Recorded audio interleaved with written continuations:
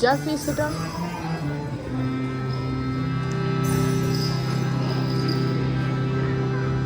வந்தாரை வரவேற்பது நம்ம தமிழர் பண்பாடு.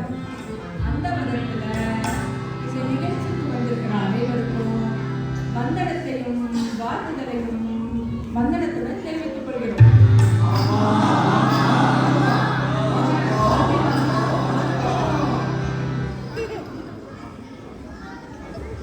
வில்லுப்பாட்டோட ஒழுங்கு என்ன? என்ன பாடிடலாமா?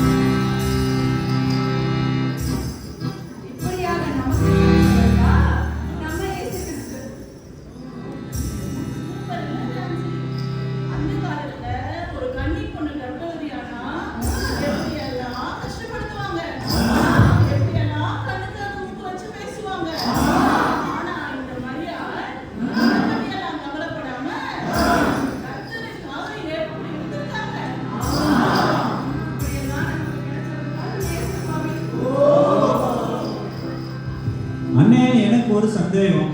சொல்லு தம்பி. இயேசு நம்ம ஊர் சாமியா என்ன? ஏசப்பா நம்ம ஊர் சாமி மட்டும் கிடையாது. உனக்காகவும் எனக்காகவும் உலகத்துல எல்லாருடைய பாவத்துக்காகவும் யாரும் வந்த தேவ ஆட்டுக்குட்டி தம்பி. அண்ணே அதை பத்தி இன்னும் கொஞ்சம் அதிகமா சொல்லுங்கண்ணே. கேட்கலாம்ப்பா. நம்ம இயேசு சாமி இந்த ஒரு சாமி அந்த ஒரு சாமின்னு முடியாது. ஏசப்பா வெற்றிலையில பிறக்கும் போது இலக்கிலிருந்து சாஸ்திரிகள் வந்தாங்க.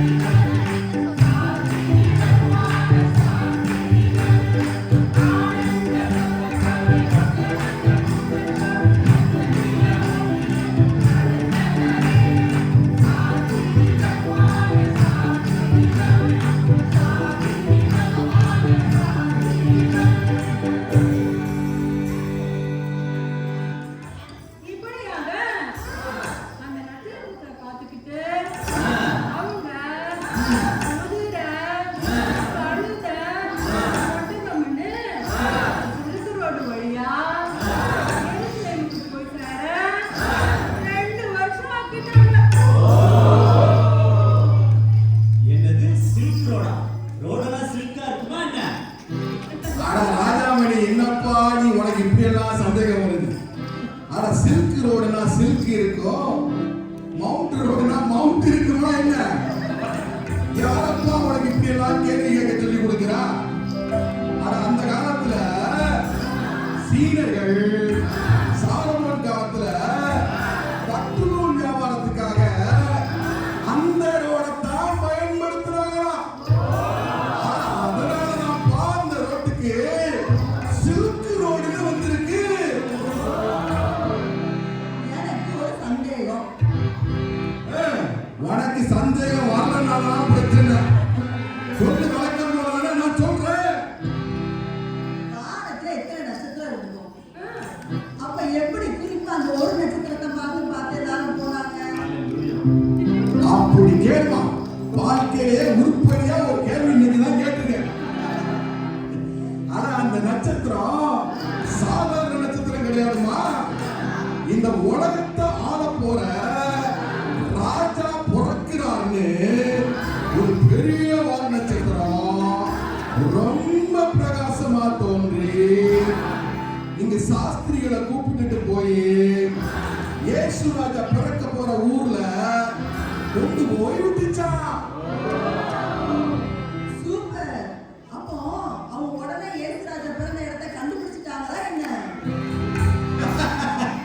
ஆனா நம்ம ஆளுகளை பத்தி உனக்கு தெரியாதா என்ன போறா? அவங்க நட்சத்திரத்தை கோட்டை விட்டுட்டு எங்கேயோ பராக்க பார்த்துக்கிட்டு போக வேண்டிய இடத்துக்கு போய் சேராம நேர அரண்மனைக்கு போய் சேர்ந்துட்டாங்க. அப்போ அவங்களுக்கு கூகுள் மேப் அப்படின்னா எதுவும் இல்லையா என்ன? ஆனா ஒன்ன மாதிரி புத்திசாலி பொண்ணு அன்னைக்கு அவங்களோட இல்லாம போயிட்டாங்க. அவங்க கோட்டை விட்டத நான் இப்ப ஒரு பாட்டாவே படிச்சு காட்டுறேன். கேட்கிறியா? ஒரே விட்டாங்க விட்டாங்க விட்டாங்க விட்டாங்க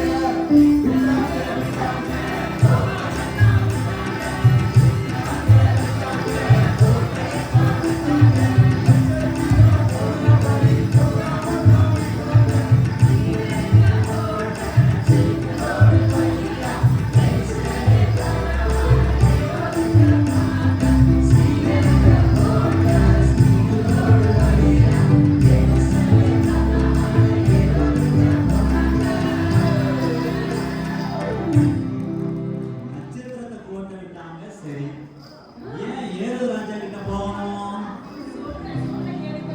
சொல்லுங்கக்கா, சொல்லுங்கக்கா. என்ன இயேசு ராஜா அரண்மனையில தான் இருப்பாரு.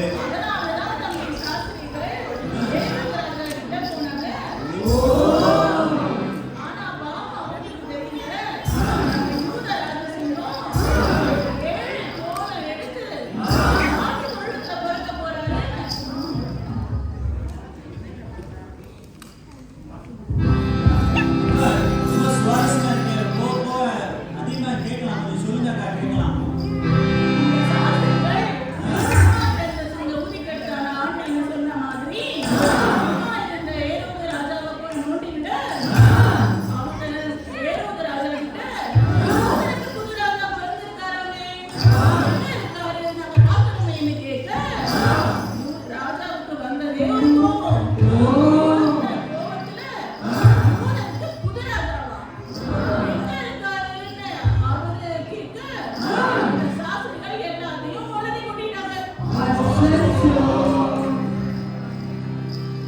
அப்புறம் அப்புறம் என்ன? அந்த கோபத்துல நேரு ராஜா தந்திரமா ஒரு பிளான் போட்டு சாஸ்திரிகளை பார்த்து இங்க போய் யூதர்கள் ராஜாவை பார்த்து வெளியில முடிங்க சொல்லுங்க, போய் அவரை பார்த்து படிச்சுக்கணுமே அப்படின்னு சொல்லி அவங்க பிரிச்சுட்டாங்க. அப்போ சாஸ்திரிகள் அவங்க சொன்ன மாதிரி செஞ்சாங்களாப்பா? அது நான் சொல்றேம்மா. நம்ம சாஸ்திரிகள் வந்து இயேசுவை பார்த்துட்டு திரும்ப ஏரோது ராஜ்யத்தை போகும்போது என்ன தெரியுமா? தேவதூதர்கள் வந்து சாஸ்திரிகள் முன்னாடி வேறொரு வழியா திருடி அறிவிச்சாங்க.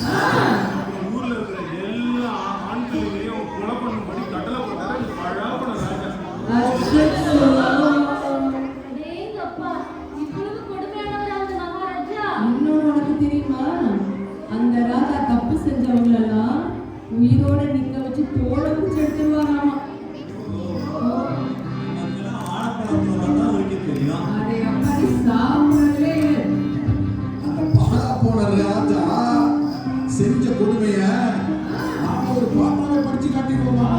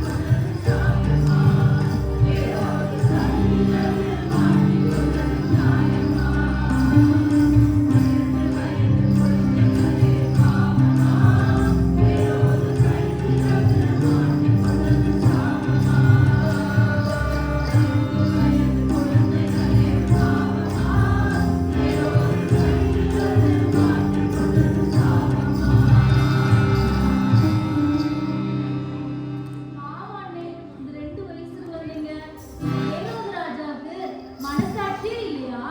அத நான் சொல்றேம்மா. இதெல்லாம் எரேமியா தீர்க்கதரிசி சொன்னபடி நடக்குதுமா. ஓ, இதெல்லாம் எப்படியெல்லாம் ஒருத்தருக்கு முன்னாடியே தெரியும்? இது என்னமா அற்புதம்! ஏசப்பா கருப்பா பத்தி ஆதாமேவாள் காலத்திலே கர்த்தர் சொல்லிட்டாங்க. அது உனக்கு தெரியுமா? என்னங்க சொல்றீங்க? இது ரொம்ப புதுசா இருக்கே. ஆமா, ஆதாமேவாள் காலத்துல ஆதாம் தப்பு செஞ்சதுனால ஏதேன் தோட்டத்தை விட்டு வெளியே அனுப்பிச்சாங்களா இல்லையா? கர்த்தர் ஆதியாகமத்துல என்ன சொல்லியிருக்கார் தெரியுமா? ஆதியாகமம் 3:15ல உனக்கும் ஸ்திரீக்கும் உன் வித்துக்கும் அவள் வித்துக்கும் பகை உண்டாக்குவேன். அவர் உன் தலையை நசுக்குவார். யார் தலையை? சொன்னேம்மா, சாத்தானுடைய தலையை நசுக்குவார். நீ உன் குதிகாலை நசுக்குவாய்ன்னு சொல்லி அப்பவே ரட்சகர் பிறக்கிறத பத்தி ஆதியாகமத்துல கர்த்தர் சொல்லிட்டாருமா. சூப்பர்க்கா. அவருடைய பிறப்பு மத்த உலகத்துல உள்ளவங்கள போல இல்ல. அவருடைய பிறப்பே ஒரு அதிசயம் தான். ஆமாமா, கரெக்டா சொன்னேம்மா. இது மட்டும் இல்ல, பழைய ஏற்பாட்டு காலத்துல இதே போல இஸ்ரவேல் ஜனங்களை மீட்பதற்கு ஒரு ரட்சகர் பிறந்தார். அது யார் தெரியுமா உனக்கு? அதை நான் சொல்றேன். ஆ. அதுதான் மோசே. ஓ. அப்ப இருந்த பார்வோன் ராஜா ஆ. எல்லா 2 வயசு குழந்தைகளையும் கொன்னு கட்டில போட்டாரு. நல்ல விளக்கமா சொல்றேன், கேட்டுக்கங்க. அப்ப இருந்தாங்க இஸ்ரவேல் ஜனங்கள். அவங்களுக்கு ரட்சிப்பு கர்த்தர் மோசேயின் மூலமா கொடுத்தாரு. ஆவிக்குரிய இஸ்ரவேலாகிய ஜனங்களாகிய நமக்கு இப்ப நமக்கு ரட்சிப்பு இயேசுப்பா மூலமா. புரியுதா உங்களுக்கெல்லாம்? ரொம்ப நல்லா புரியுதுமா. ஆமாங்க, நல்லா புரியுது. ஆனா எனக்கு இப்போ ஒரு சந்தேகம். திரும்பவுமா எப்படா சந்தேகம் கேட்டு நீ நாளெல்லாம் கழிக்கிற? சரி, என்னதான் சந்தேகம் சொல்லுமா? நம்ம இயேசு ராஜா பிறந்தத பெரிய பெரிய தூதர்களெல்லாம் அவங்க சொல்லாம எதுக்கு வயல்ல ஓரமா ஆள் மேய்ச்சி கொண்டிருந்த மேய்ப்பர்கிட்ட போய் சொன்னாங்க. ஆனா இதுல இருந்து நமக்கு என்ன புரியுது? நம்ம இயேசு ராஜா ஏழைகளுக்கு ரட்சகர். ஆனா அவர் ஏழைகளுக்கு மட்டுமல்லங்க, நம்மளை போல பாவிகளோட பாவங்களை அவர் தானே சிலுவையில சுமந்து நமக்காக மரித்து உயிர் தெழுந்த உலக ரட்சகர். ஆனா எனக்கு ஒரு சந்தேகம். சொல்லுங்க சிஸ்டர். நம்ம பாவத்துக்காக இது ஏசப்பா சிலுவையில மரிச்சா நம்ம பாவம் எப்படி சரியாகும்? இது எனக்கு மட்டும் இல்லை, இங்க இருக்கிற நிறைய பேருக்கு சந்தேகம். அதை கொஞ்சம் நேரம் சொல்லுங்க. ஆனா அப்படி கேளுங்க சிஸ்டர், இது ஒரு நல்ல கேள்வி. ஆனா பழைய ஏற்பாட்டு காலங்கள்ல நம்மளோட பாவங்களை தீர்ப்பதற்காக ஆடுகளையும் மாடுகளையும் புறாக்களையும் ஆசாரியத்துல கொண்டு போய் நம்மளுடைய பாவங்களுக்கு தக்காக பலியிட்டாங்க. ஆனா ஏசப்பா பிறப்புக்கு பின்னால